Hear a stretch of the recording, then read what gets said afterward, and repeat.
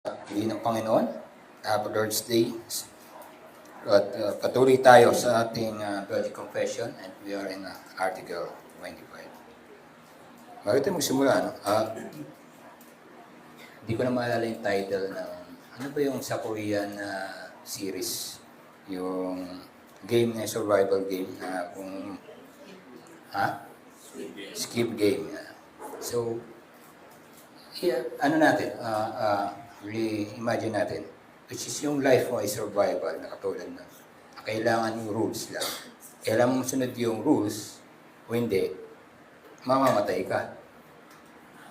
So, yung law na ipinagkaloob ni God sa Genesis sa garden, sabi niya, huwag mo kainin yon, kundi mamamatay ka. So, either you follow it or not, pag hindi mo sunod, ay mamamatay ka.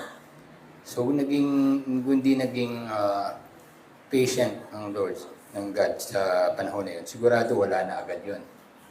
Pwede niya nang burahin yung buhay ng mga ni Adan at ni Eva. So, praise God, hindi ganun ang ating buhay. Pero, yung rules na yun, yung kanyang law, ay nanatiling law, at ang kanyang debate is to perfect it. So, paano pumasok yung grace doon? At paano pumasok yung kanyang patience? Sige, bago tayo mag-umpisa, tayo manalangin. Dakilang Ama, salamat po sa pong ito at patuloy mo kami samahan at patuloy mo kami gabayan sa mga oras na ito habang pinag-aaralan ng aming salita na makakahanap kami ng kapahingahan, assurance at hope sa iyong salita sa mga katotohanan ng aming maririnig na sadyang hindi namin matatakasan. Ngunit, Panginoon, ikaw ang naging daan sa lahat ng naging daan at naging buhay sa amin. Maraming salamat po. Maraming salamat, Panginoon. Ito ang aming dalangin sa ngalan ni Jesus. Amen. Well, the Bible Confession, Article 25, which is fulfillment of the law. Paulit-ulit na nating sinabi, kung medyo pamilyar na kayo, yung tinatawag na ang nag-fulfill ng law is si Christ, which is the fulfillment of law. Ano pa talaga ibig sabihin nun? Yung fulfillment niya, what will make sense to us? So, babalik tayo doon sa nagsimula yung law. So, bago ko bagitin, ang ating text simula sa Matthew chapter 5, verse 17. Dito tayo pamilyar. Do not think that I have come to abolish the law or the prophets. I have come not to abolish them, but to fulfill them, which is si Christ na nagsasabi nito. Ito, ako lang nakaisip na ito, hindi ko naisip iba, hindi ko basta ito yung simple lang natin na ilatag yung law para maintindihan natin. So, let's put how God's law works from the Old Testament ng aking context. Una, this is life. Siyempre sabi ni God, di ba? Obey me and you shall live. So, yun yung pinakabuod talaga ng kanyang utos sa kanyang mga sa Israel. And then, so may problema. Paano Lord, pag hindi namin nasunod? Hindi ba patay agad? Hindi. May solusyon. Doon sa law niya, nakapapaloob pa rin. So, natin, may mga moral law, may mga ritual na ginagamit, may mga food. So, yung food kasama na yun sa life kasi yun ang pamumuhay nila. Yung solusyon doon, yung sa rituals nila na ginagawa kung sakaling magkaroon sila ng problema sa law. So doon pala nakita mo na yung grace ng Lord sa loob ng law na yun. Pero, yun lang doon, meron talagang magbabayad. So, keep in mind na hindi niya ito tolerate talaga yung wrongdoing. So, magiging tatak sa kanila yun. And then, after that, pag napatawad sila, i-restored sila sa life. So, nakita mo, restored life. Babalik sila sa restored life. So, all, nakikita mo saan papasok ulit. Bumabalik pa rin, ang nais pa rin ng Lord ay bumalik talaga sa Kanya. Ang Kanyang whole idea ng ginagawa niya sa law is not only na kailangan mo sumunod dito na parang sumunod-sunod ka sa isang tyrant na kailangan ganito ka, dapat ganito ka. Hindi yung tulad ni Hitler na pag ganito, dapat ganito ka. Hindi, eliminated ka. Which is ang kaibahan ng si Lord, ang nais niya ay at least mamuhay ka dun sa kanyang will, yung sa kanyang nais sa atin. Kasi ang ating orientation actually is we are rebellious. At yun ang magiging problem natin, na patuloy tayong parang, yun nga, mga tupang ligaw na walang pumipigil kung saan-saan na lang pumupunta. Pero siya patuloy niyang sinusubukan na tayo ay pababalikin. So yun naman yung plano, mula pa naman, di ba? Yan na meron siya talagang ipunin at sabi nga, bago pa nalikha ang mundo, ay ikaw ay nasa plano niya na yung pagtitipon o pagliligtas niya sa iyo. Na alam niya na sa iyo siya, yung kilala niya. So ito yung ano yan.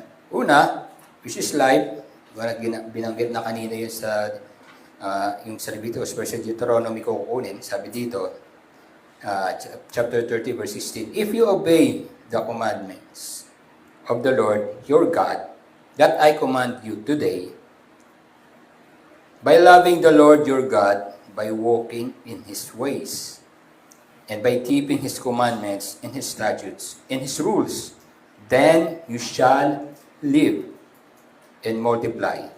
And the Lord your God will bless you in the land that you are entering to take possession of it. So, kita mo yun, yung nais niya ay mamuhay tayo. Yung nais niya na sa bayan niya ay sumunod doon.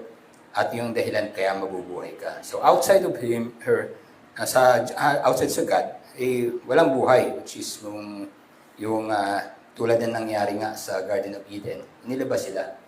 So, ang life nandun sa loob ng Garden of Eden. So, nais niya, simula pa, nais niya na tayo ibalik doon. Talaga. Kaso lang, since this is holy, hindi siya basta-basta babalik ng hindi walang kabayaran doon sa ginawang kasalanan. Which is makikita mo naman bakit na-include sa law doon yung atonement. And then sa solution, yung atonement, binasa ka natin kanina yung Leviticus, the days of atonement. Balikan ko lang ng konti. Sa verse 2, sabi dito, tell your brother Aaron that he is not to come whenever he chooses. So, hindi basta-basta lang na lalapit ka. O gusto lang. Alam mo bakit sinabi niya to? Yung dalawang anak ni Aaron, nagbida-bida sa ginawa niya. Akala nila na dahil kay Lord to, para naman kay Lord to ginawa na. Pero hindi, namatay yung dalawang niyang anak. Pero tinan mo, siya pa rin yung ginamit gawing priest, di siya nagpili ng iba. So, Lord is in control of everything na pwede niya gawin. Sabihin natin, kahit palpak yung mga anak mo, at ikaw pa rin nagagamitan. Siya pa rin pipili. Yan, walang tinatawag na may requirement ko ano man. Siya yung nag-command kung sino lang. Una yung mga Levites, which is nakatakda sila as worker ng temple. Pero yung priest talaga nanggaling kay Aaron. You choose the most holy place behind the curtain in front of atonement cover on the ark or else you will die. Di ba naalala nyo yung bit-bit ng mga Levites, yung mga Ark of the Covenant, biglang may nabitawan ng konti mahulog. Tulungan nila na maganda naman yung kanilang intention pero namatay yung humawak. Kasi malinaw na hindi basta-basta mahahawakan yung Ark of the Covenant. So nakita mo yung rules, pag hindi ka sumunod, patay ka. So sa atin sa panahon nito, pag gano'n na nangyari, talagang parang ka na, hirap na gawin yan. Ingat na ingat ka. So, ito'y pinapakita lamang na ang Diyos ay seryoso siya sa kanyang bawat salita. At the same time, is also showing solution.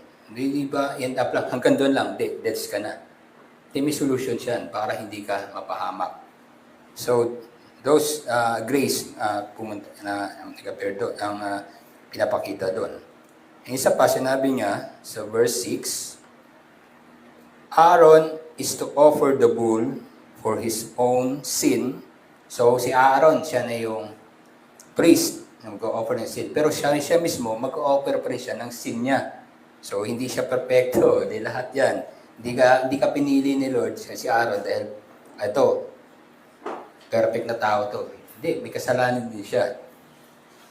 And kagandaan nito, sin offering niya to make atonement for himself, not to himself, in his household.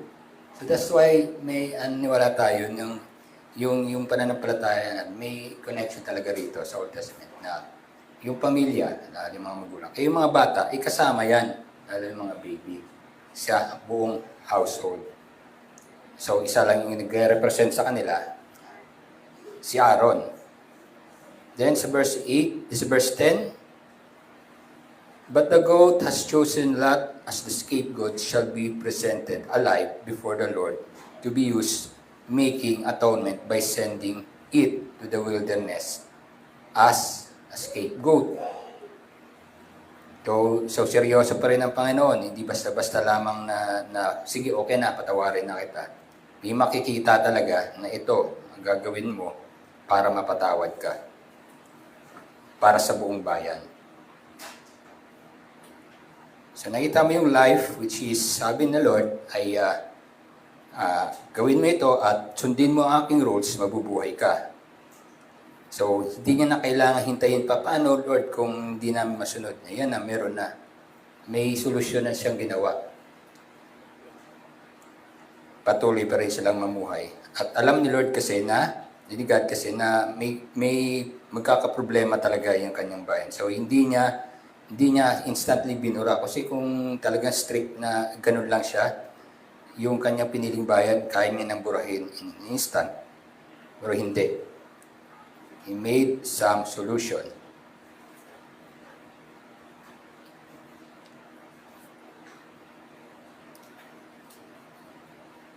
And then, it was a restored life. Yung pagbabalik sa community. Minsan napatawad na sila. So may mga bagay, may mga sin na nagagawa minsan na kung may nakuha, may na-disgrasya kang ari-arian ng iyong kababayan, papalitan mo ito ng ganun din. So may mga ganun silang rules doon. Basta hindi siya seryoso siya sa mga wrongdoings. Then the restored life. 2 Chronicles chapter 7:14. 7 verse 14. Sabi ito, if my people who are called by my name humble themselves, pray and seek my face and turn from their wicked ways, then I will hear from heaven and will forgive their sins and heal their land. So siya, balik pa rin talaga sa kanya. So yung dinala ka, pinili niya yung bayan para mamuhay para sa kanya. Pag nagloko, gumawa siya ng paraan para manumbalik pa rin sa kanya. Ang mga bagay na ito ay na-fulfill through the life. Fulfill it through His life, which is Christ's life, buhay niya. At ito ang isa sa introduction niya kung ano ang gagawin niya. So kung maalala nyo, yung Matthew chapter 5, siyempre yung Matthew, ang text na binanggit ko kanina, atras lang tayo ng konti kung saan nagsimula yan. Sige, kung may mga Bible kayo, punta kayo sa buong chapter 5 ng Matthew. And then, i-compare natin yan sa Isaiah chapter 2, buong chapter 2 ng Isaiah. Pero yung 5 hanggang doon tayo sa 17, verse 1 hanggang 17. Sige, babasahin natin.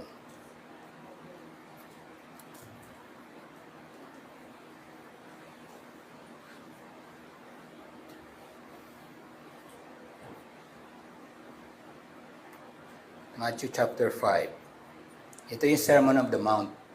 Ito yung sinasabi nilang heaven meets earth. Dumating yung ating Panginoon. Sabi the Sermon of the Mount. Seeing the crowds, he went up to the mountain. When he sat down, his disciple came to him. Ganda na sinabi niya rito. And he opened his mouth and taught them, saying, Blessed are the poor in spirit, for theirs is the kingdom of heaven. Blessed are those who mourn, for they shall be comforted.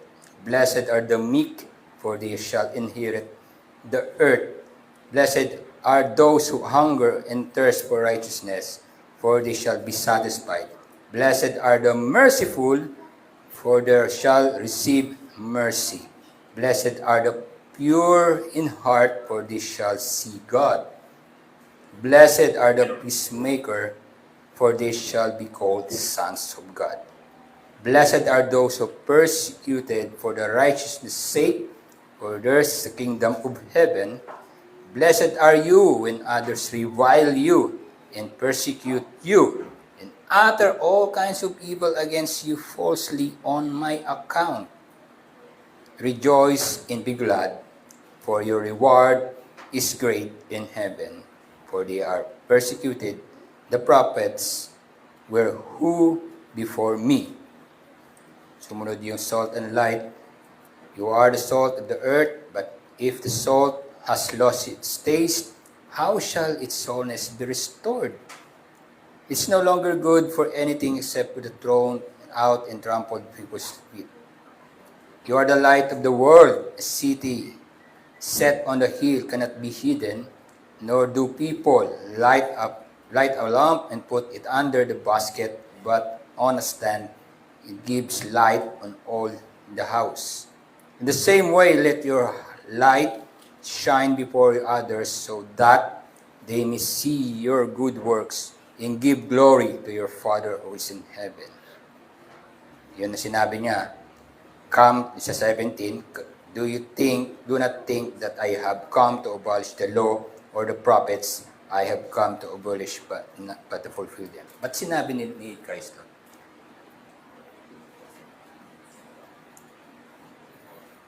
pansinin niyo yung mga Beatitudes. Blessed are the poor. Sa tingin mo sa society nila ng panahon ni Christ, paano mo masabing blessed of the poor? Eh, yung mga poor, ang tingin nila, mga kasalanan nito kaya naghihirap yan. Paano naging blessed yan? So, isipin ng mga expert of the law, parang binabago nitong law nito. Hindi dapat ganito ang law. Blessed are the who mourn. Blessed or meek. Mahina yan, hindi dapat strong. Blessed are those who hunger for righteousness. Blessed are the merciful. Makikita mo ba yan sa mga religious leaders? Blessed are the pure heart. See God. Blessed are the peacemaker. They shall be called sons. Blessed are those who persecuted for righteousness' sake. Sino ba yung mga outcast ng panahon nila? So, iisip na, paano nangyari yun? Ano, nabaliktad na ba? So, yung mindset nila. O, punta natin sa Isaiah, chapter 2. Kumpara natin itong dalawang ito.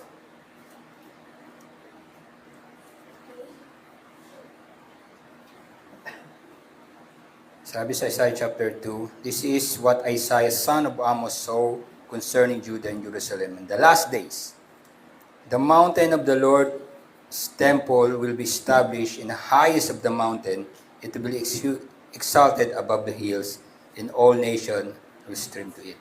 Saan uli nag-sermon si Christ? Sa Mount. Many people will come and say, come, let us go up to the mountain of the Lord, to the temple of God of Jacob. He will teach us His ways, so that He may walk in His path. The law will go out from Zion, the word of the Lord from Jerusalem. He will judge between the nation and will settle dispute for many peoples. They will beat their swords into plowshares and their spears into pruning hook. Nation will not take up sword against nation, nor will train for war anymore. Come, descendant of Jacob, let us walk in the light of the Lord. So, napansin mo yung mga word na ginagamit nandun sa Beatitudes. You, Lord, have abandoned your people and descendant of Jacob. They full of superstition from the east and practice divination like Philistines and embrace their pagan costume. Their land is full of silver and gold. There's no end of treasures. Sino ka siya blessed? Blessed are the poor. Ito, punong-puno ng treasure. So, ano to? Ito yung review. Their land is full of idols. They bow down the work of their lands, hands, and their finger have made. So people with both law, everyone humbled, do not forgive them. Do not forgive them. Go into rocks, hide in the ground from the fearful presence of the Lord and splendor of His majesty. In the eyes of the arrogant will be humbled, human pride brought low. Lord alone will be exalted in the day. The Almighty has a day in store for all the proud and the lofty, for all that is exalted, they will be humbled. For all the cedars of Lebanon, tall and lofty, all the oaks of Bashan, for all the towering mountains and all the high hills, for every lofty tower and every fortified wall, for every trading ship and every stately vessel and arrogance of man will brought low, and human pride humbled. Lord will be exalted in that day. The idols will be totally disappear. People will flee to caves in the rocks, the holes in the ground, for the fearful presence of the Lord and the splendor of His majesty. When He rises to shake the earth, in that day people will throw away the molds and bats, their idols of silver and idols of gold, which they made up to worship. They will flee to the caverns of the rocks, and on the overhanging crags. From the fearful presence of the Lord and the splendor of His majesty, He rises and shakes the earth. Stop trusting in mere humans who have been bred in this nostril. Why hold them still?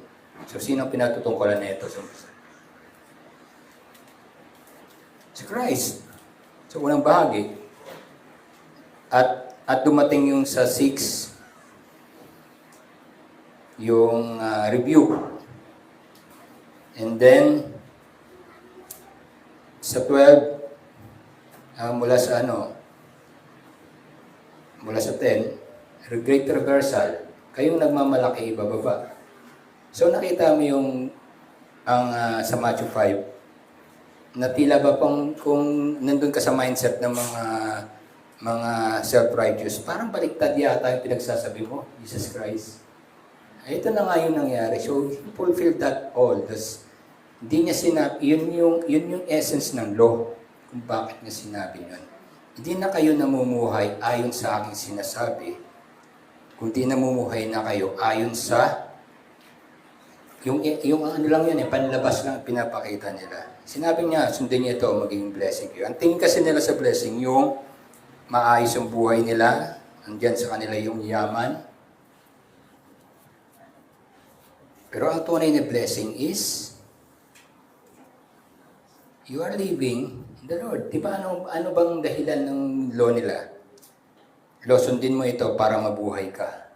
Ngayon, kung sumablay ka, mayroong paraan. Para, kanino bumalik? Sa Kanya. So, hindi sa buhay mo, kundi yung buhay mo sa Kanya. So, yun yung isa sa simpleng pwede nating tingnan ang law na pinag-loob ng Diyos. Yun yung nais ng Panginoon sa kanyang bayan.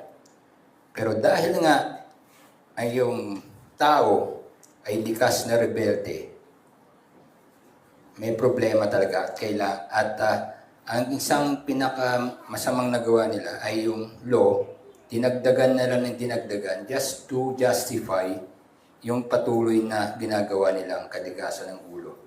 Now hindi na nila naintindihan yung ano talaga yung sense kung bakit kailangan nila sundin ang law. Is to live with Him.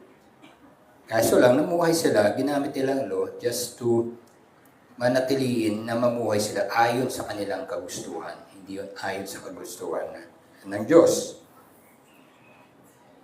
So, balik tayo dun sa Article 25, which is fulfillment of the law. Sabi rito, We believe that the ceremonies and symbols of the law have ended with the coming of Christ, and that all foreshadowing have come to an end, so that the use of them ought to be abolished among Christians. Sabi sa Colossians chapter 2 verse 17, these are a shadow of the things that were to come. In reality, the reality, however, is found in Christ. So, isa sa dahilan kung bakit may mga ganong ginamit ang ating Panginoon, at later on, yung lahat yun nakapoint kay Christ. Simulan natin sa hindi pa binigay yung Ten Commandments. Doon pa lang sa Garden of Eden. May law na kasi doon sa Garden of Eden. Huwag mong kainin yan kundi mamamatay ka. So anong nangyari nung nagka-problema sila? Hindi nila sinunod. Nagkaroon sila ng shame. Yan yung resulta ng ginawa nila. Hindi agad sila namatay. Karoon muna sila ng shame. So ano ginawa nila? Dahil shame, kailangan na takpan from fig leaves. Pinagtakip nila. Anong solusyon na ginawa ni Lord? Animal skin. So nakita mo, given the law, and you fail, this is the solution. Your solution, gagawa ka na sarili mong solusyon, pero alam naman natin na pangsamantala lang yung solusyon mo.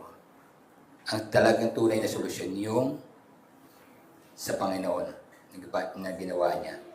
Yung ginawa niya, hindi yung ginawa mo. Kaya tulad sinabi ko, kahit anong buti ng ginagawa mo, pag apart from the Lord, mababahiran pa rin yan ng corruption natin at magiging palpak at pansamantala lamang. So the same thing.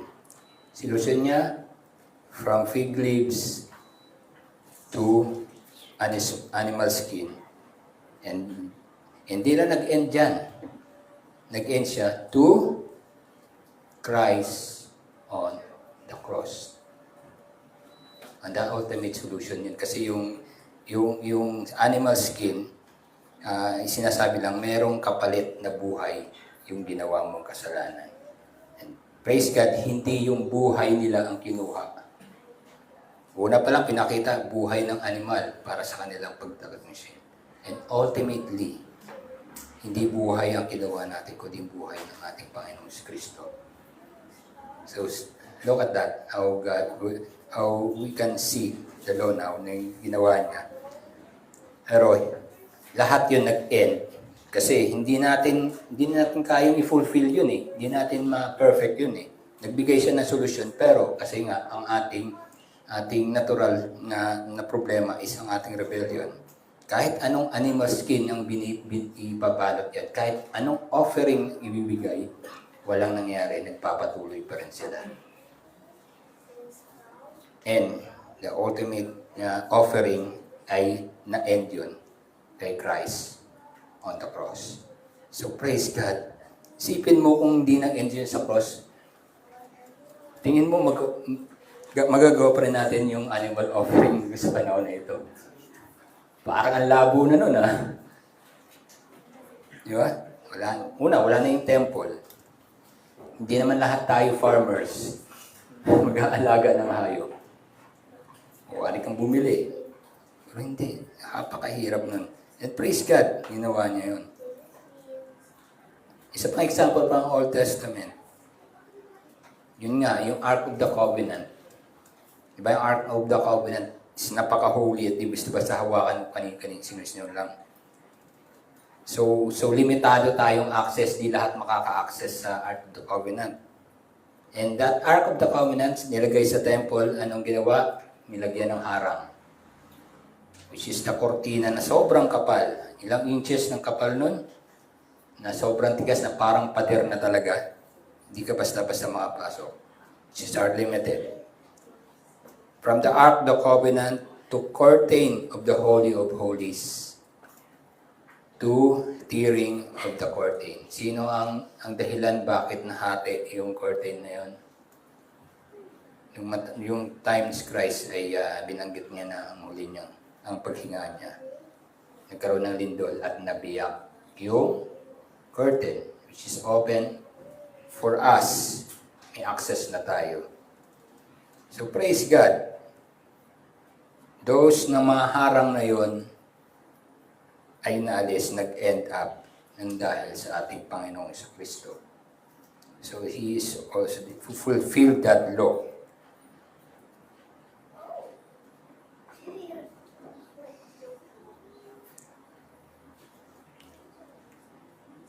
Romans chapter 10 verse 4. Christ is the culmination of the law, so there is righteousness for everyone who believes. So nagkaroon na ng pagkakataon ng access ang lahat for the righteousness of Christ. Nahati na yung curtain, nawala na yung curtain, naalis na yung animal sacrifice. Sabi ko nga kanina, hindi na natin kailangan animal sacrifice. Siguro kung mayroon pang animal sacrifice, ang daming yumaman ng gusto. Yung gano'n ka lang, mag-alaga ka lang mga baka, yun na lang gagawin. Bibili na lang sa iyo ang mga tao para isang magkaroon sa sacrifice. Praise God, hindi nangyari yun.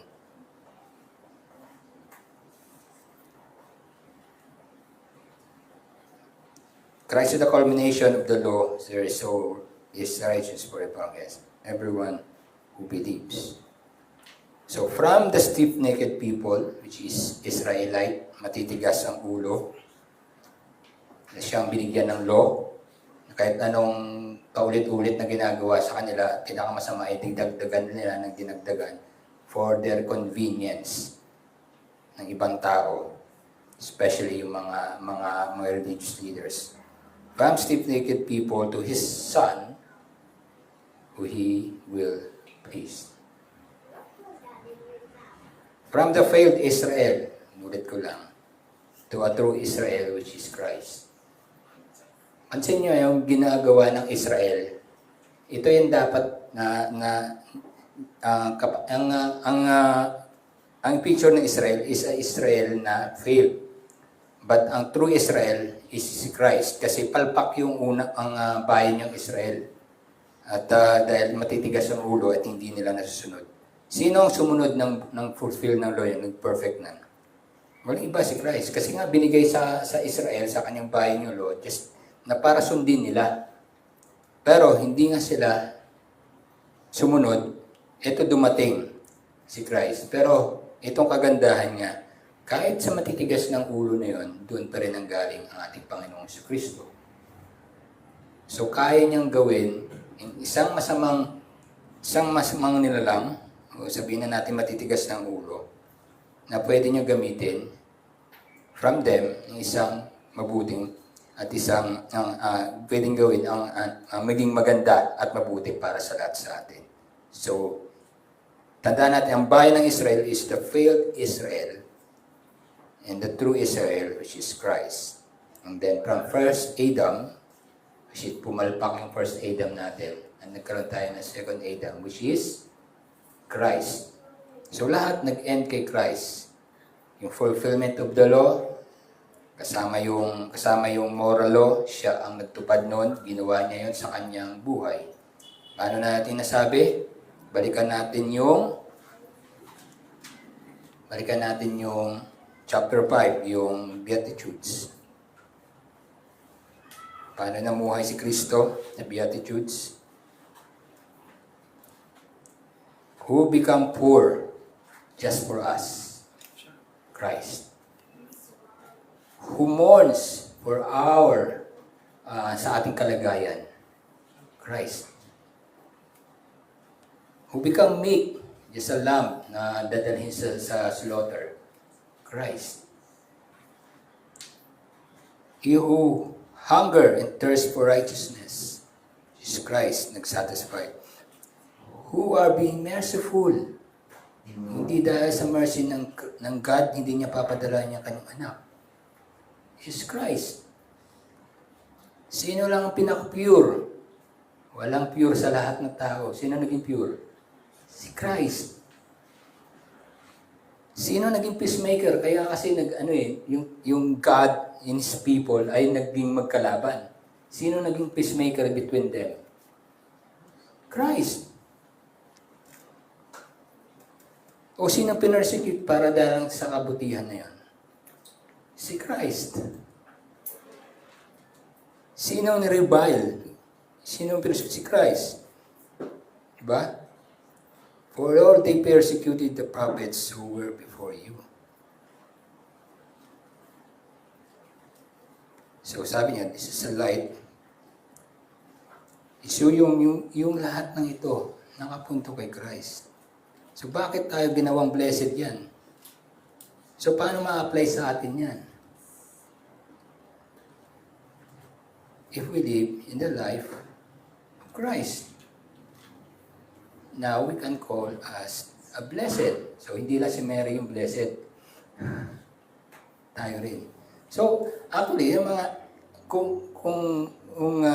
ang isa sa ano ng mga Catholic, hindi man nila talaga. Pero alam ko, yun ang ano nila, yung mga images is titingnan nila ito. Tingnan yung buhay nila, kaya yung mga santo. Hindi naman lahat yan naiintindihan ng mga Katoliko. Simple. Kasi parang silang mga image ng kwento na ganito dapat ang buhay. So kung magsasermon sila about Christ, kung kompletohin natin sa kanyang ginawang buhay niya, to His life, to His death, His resurrection, siguro lahat ng imahe ng ganong image ilagay nila sa harapan ng nila altar nila para maipaliwanag. Kasi ganun yung ano nila kanin ang dahilan nila kung bakit may mga procession sila. Papansin nyo yung mahal na araw, yung tinatawag na salubong. Nagsasalubong si Mary sa kay Christ. So, yun yung ano nila imahe nila yung message, true image.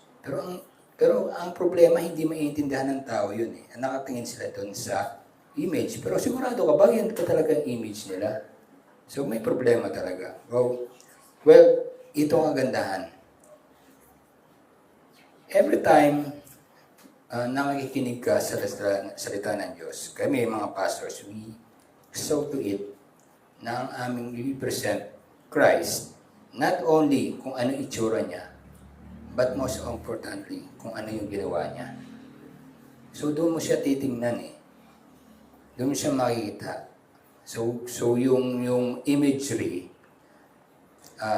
mahirap siyang ipaliwanag. Tapos hindi ka pa sigurado, yan ba talaga ang itsura ni Christ? Yung ang most na nakikita natin ng mga image ni Christ, na mga nakikita natin mga santo, maputi, matangos ang ilong, ang gandang lalaki, long hair, kulot. So, ganun pa talaga itsura niya. Palestinian siya. Kung Palestinian country, so mga Hudyo, mostly sa kanila, hindi man naman mapuputi. Mga ganun. So, we are not assured of face. So, doon na lang tayo sa ginawa niya. It's well documented yung kanyang salita kaysa sa image niya. Kasi walang na-document na image niya Ang well-documented is His Word, yung kanyang ginawa. So doon tayo magta-trust sa kanyang ginawa. Sa mga naghahanap tayo ng image. Para saan? Maging kamukha niya. Diba? Meron nag-i-image na kamukha niya. So ano-anong pinagagawa. So hindi rin maganda. So doon na tayo sa ginawa niya at hindi mo ito maitatanggi at ito ang mas may tibay. Kung historical lang naman, well documented yung kanyang ginawa sa mismong imahe niya. So, that's why the Word of God, yung kanyang law, ay binanggit, nagsalita talaga siya at sinulat talaga niya para sa kanyang bayan. At hindi lamang basta niya susundan, susundan nga, pero ang punto niya is to live with Him. Ano sabi nga ni Christ? Abide in me, and I will abide in you. So that's the point na bakit kailangan mamuhay ang mga tao sa panahon yun. Sa law, is to live with Him. So the same Christ, sa panahon ni Christ, ano ba sabi niya? We are not living anymore sa ating sarili, namumuhay na tayo kay Christ.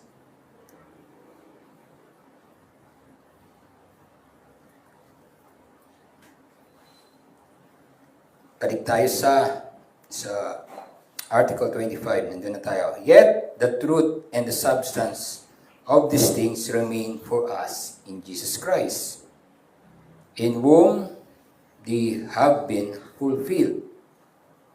Romans chapter 13, verse 10, sabi dito, love does no harm to a neighbor, therefore love is the fulfillment of the law. Anong dahilan kung bakit niya sinend ang kanyang son? For God so loved the world, sent His only begotten Son. Sino mang maniwala sa Kanya, hindi mapapahamak, kundi magkaroon ng buhay na walang hanggan.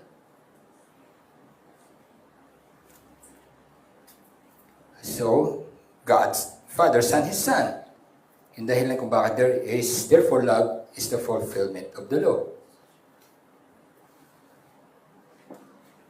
Nevertheless, balik tayo sa Article 25. Nevertheless, we continue to use the witnesses drawn from the law and the prophets to confirm us in the gospel to regulate our lives with full integrity for the glory of God according to the will of God.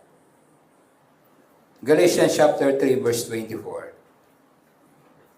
Meron kayo dyan. The law was our guardian until Christ came, that we might be justified by faith.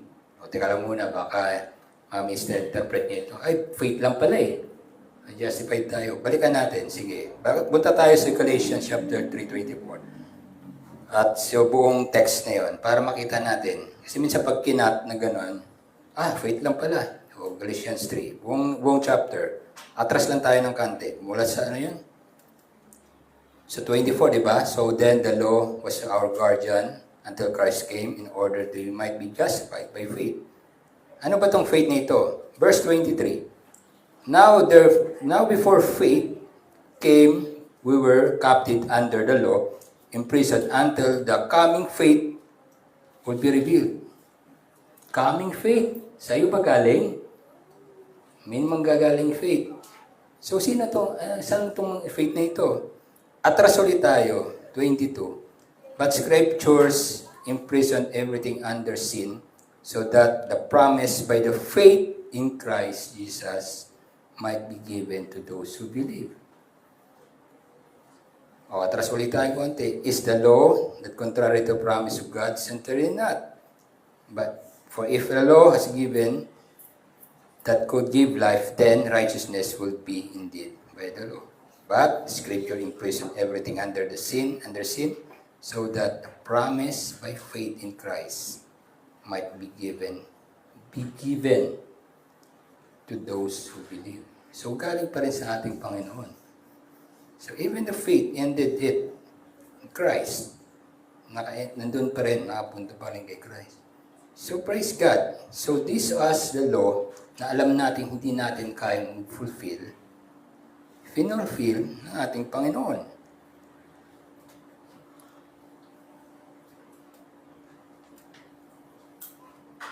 So it was Christ's perfect obedience made us right with the Father. Hindi ang ating ginawa. Kasi palpak nga tayo eh. So sinong sumunod doon? It was Christ's perfect obedience made us right with the Father. It was Christ's life, death, and resurrection pointed by the prophecy of the coming Savior. Life, sinunod niya ang kanyang, nadaan natin yung ng law, anong simpleng term kanina, life, solution, and then restored life. Christ's life, sinunod niya yung law. His death, become solution sa problema natin dahil hindi tayo sumunod. Anong dahilan nung namatay tayo? Dahil sa sin natin, na solusyonan yan. Pero di nag-end up dyan. Ni-restore tayo. Resurrection. So yung life natin, namatay na tayo sa old self natin. Ano na yung life natin? Kay Christ na. That's why He is resurrected. That's why we believe, not hindi na tayo mabubuhay sa sarili natin, kundi namumuhay na tayo with Christ. It was Christ's perfect sacrifice ended the animal sacrifice for forgiveness. Praise God. It was Christ's words that pierced our eternal problem in our heart, rather than just outer layer of sins. So ito yung problem nung mga Pharisees noon, na ang kanilang outer lang, panlabas lang nila nakikita yung sin. So kaya nilang i-cover yan ng something para maging ang self-righteous nila makover yung kanilang sin. Pero hindi yan maitatago sa Panginoon. Kasi yung inner natin, kasi yung nangyayari nung panahon na yun, sisunod lang nilang law just to be justified na sila ay righteous. And dinagdagan na yung law just to justify pa rin yung kanilang ginagawa. So, that's how Christ fulfilled the law. He fulfilled it, yung pinaka-puso talaga ng law, yun ang sinabi niya. Sabi niya, di ba, you heard, do not commit murder. Pero sinabi niya, magalit ka lang sa iyong kapatid, you already committed murder. So sa puso talaga nangagaling. Kaya sinasabi na kahit gulpihin mo yung kayong kapatid, basta hindi mamatay sa gulpi, okay lang. Kasi hindi pa naman namatay eh. Pero nung may dahilan mo, bakit mo siya gulpi? Hindi galit na galit ka. So that's how God kinonfront niya yung problema ganito. So tayo, bilang mananampalataya, how God confronted us sa pamamagitan ng law. Paano niya kinoconfront yung ating sinfulness? Minsan, okay lang Lord eh. Kaya ko pa naman. Kaya mo pa talaga? Hindi. So may problema talaga. Hindi natin kayang i-fix. So, after that, nakita mo yung law, yung palagi na binabanggit is act as a mirror na kulang ako, na hindi ko talaga siya masunod. And then, you will ask, what is the solution? Life na dapat sundin mo, hindi mo magawa. So, anong solution? Christ given us the solution at siya ang gumawa niyan para sa atin. He died for our sin, just to pay, babayaran lamang yung kasalanan na nagawa natin. Then after that, He resurrected us. And then, we have life kasama niya. Hindi na yung buhay na meron tayo. So ano yung ating maging respond? It's a thanks, pasalamat sa Kanya. So law, ang pagtupad natin sa law, mga tayo ay encourage you to abide in the law, ay hindi yung dahilan para i-merit sa atin kasi nakuha na yung merit which is Christ. Nandun na yun. So atin na lamang, namumuhay tayo bilang pasasalamat yung pagsunod natin sa Kanya. Dahil sineshape na tayo unti-unti, yun ang dahilan kung bakit unti-unti nang binabago yung ating pusong bato. Yun nga yung context ng pusong bato, matigas yung puso. To have a heart of flesh. Buhay na puso para sa atin. Ito yung sa ating sanctification sa atin, ang ating Panginoon. Tayo ay namumuhay. Praise God na alam natin na may struggle pa rin tayo sa ating life, sa ating sin. At praise God, ang Kanyang patuloy na pagsasanctify sa atin. Hindi siya instant, kundi unti-unti. Tulad ng kaninang umagang sermon. Hindi yan instant yung pag-grow na ginawa ng ginagawa ng Lord. Minsan hindi siya napapansin. Pero hindi yan mananatiling gano'n lang. Mag-grow at mag-grow yan into para sa completion at hanggang sa maging perfect na yung image na binigay sa atin noon pa at ibabalik tayo doon. So that's why the law is from life, nagkaroon ng problema, the solution, and then back to life, which is our life dapat ay kasama ng ating Panginoon. Dati tayo namumuhay nangudi sa Kanya at alam niya ang alam niya magpapalpak tayo. So He made a solution, and to go back, hindi yon sa life dati natin na alam nating palpak, kundi babalik tayo dun sa life which is talagang perfect at may tunay na buhay. The same thing with the image of the garden, kinat off tayo sa garden, pero hindi natiling nakat off tayo, may pangako siya na ibabalik tayo muli sa garden niya. Pero hindi basta-basta pagbabalik. Di ba? Yung garden na yun may nakabantay at na may flaming sword. So sino ang nag-take ng sword na yan just to na maibalik tayo doon, which is Christ. So lahat yon ng mga bagay na naging hadlang para makabalik tayo, si Christ ang nag-end ng lahat ng yon. So praise God. Lahat tayo may mga problema dito sa mundong ito. Lahat tayo we are not assured sa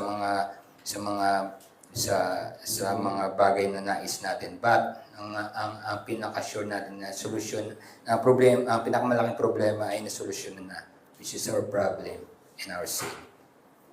Always remember, it was Christ's perfect obedience. It was Christ's life and death and resurrection ang nagpa-restore sa atin. Dito niya pinulfill ang kailangan ng law at ginawa niya yon para sa atin. Tayo bilang mananampalataya ay yung merit na ginagawa natin sa pasunod ng law ay hindi na merit para sa atin, sapagkat na-fulfill na yung merit na yon, satisfied na yung Father sa merit na ginawa ng ating Panginoon Kristo. And all we can do is thank Him, at that's why nandito tayo together.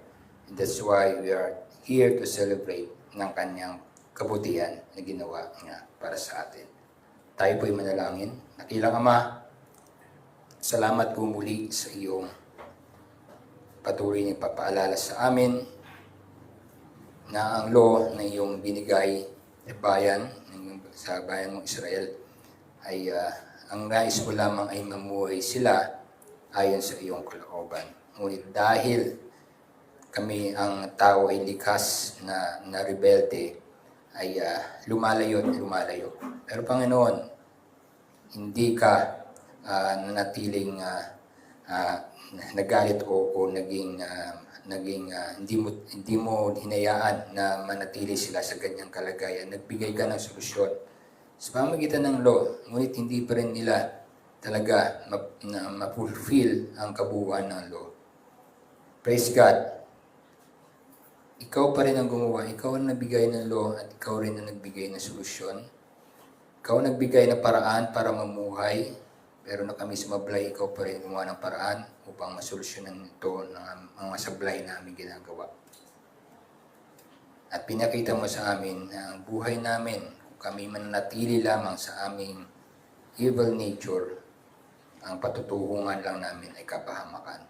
We'll just end up na sa destruction. But praise God, hindi kami ngayon mag-i-end up sa destruction. Pagkat ang aming Panginoon ang namuhay para sa amin na dapat nabuhay naming lalakaran.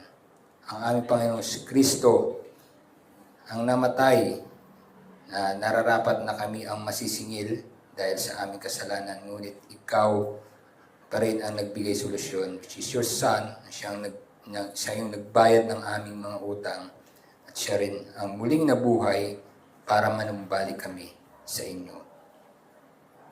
Panginoon, ang tanging nais mo lamang talaga ay manumbalik kami sa inyo. At ito yung iyong ginawa, at ito ikaw ang nagbigay solusyon at daan dahil dito. Kaya Panginoon, with our inability to worship, given us ability to worship.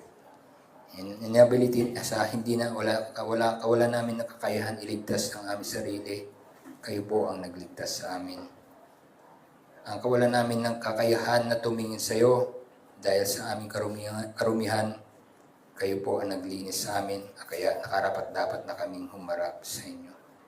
Lahat ng ito ay nandahil kay Kristo. Siya ang nag-fulfill ng law para sa amin. Panginoon, maraming salamat at lahat ng mga bagay na ito ay hindi na namin kailangan pagsumikapan pang gawin. Kailangan pa namin maging maayos para makaharap kayo. Ngunit ikaw na mismo ang gumawa. Kaya nagpapasalamat kami sa kabutihan at sa katapatan ng iyong anak. Sa kanyang buhay, iyong pinakita, sa kanyang kamatayan para sa aming mga kasalanan. At sa muling niyang pagkabuhay at kami din, darating ang panahon ay kami mabubuhay muli kasama niya. Muli, maraming salamat. Ito aming dalangin sa ngalan ni Jesus. Amen.